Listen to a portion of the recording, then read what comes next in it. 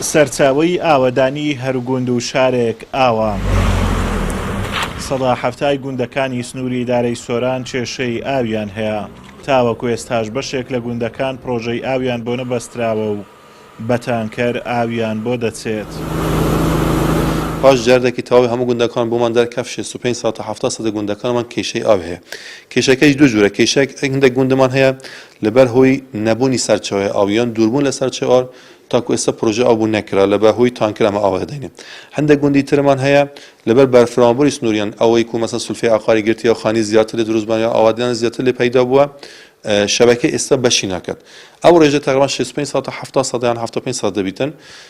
پلانی ما ئەم ساڵ ئەجیەوەی کول بە هەماهەنگی لەگەڵ ئیدارەی سۆران و ئەوانژی وەڵامیان هەبوو لەسەر ئەو ماوزوو و بەر پشتگیری ئەو بابەتەی ئەکەن داوا بودجەیەکی تایبەتمان کردێ بۆ گوندەکان و ئەم بتوانین بە پلانێک توگمە بە پێی ڕێزبەندی گوندەکان ڕێزبەندی گوندەکانش بە پێی ڕێژەی دانیشتوان و ئەهەمیەتی گوندەکە و حتا بەرفراوانی گوندەکە دەگریتەوە ئەمە ئەو گوندان دەست بکەن و پرۆژێ ئاویان نییە.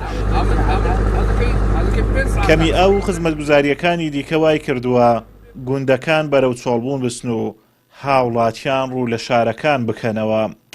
بە تانکەر ئاویان لۆ دێ بێسەروبەریە لە ئاوێ حالم باخچە وشتی هەموو هیچ بوو لە تێنان بەڕاستی زۆر زۆر زۆر زەروری ئەو ئاوە ئاومان نییە ئەوەی نارم ئاوەی بیری خۆی نەبی هەر هیچ ئاوی نییە بە تانکەر ئاوی لۆ دێ بە تانکەریش دار هەیە تانکەریش نییە و ئەوە نییە و وەڵا پرۆژەی نەهاتێ حکوومەت هیچ ناوەڵە پرۆژەی لۆ نەهاتێ.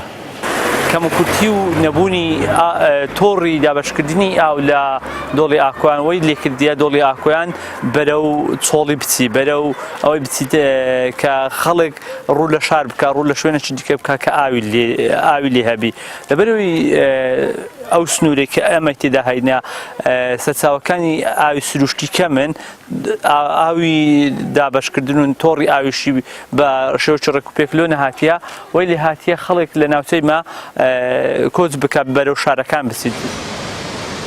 ئیدارەی سۆران دەوڵەمەندترین ناوچەیە لە هەرێمی کوردستان لە ڕووی ئاو و کانیا و ڕووبارەکان بەڵام کەم تەرخەمی حکوومەت لە دابینکردنی پرۆژەی ئاو وای کردووە سەدا هەفتای گوندەکان کێشەی ئاویان هەبێت.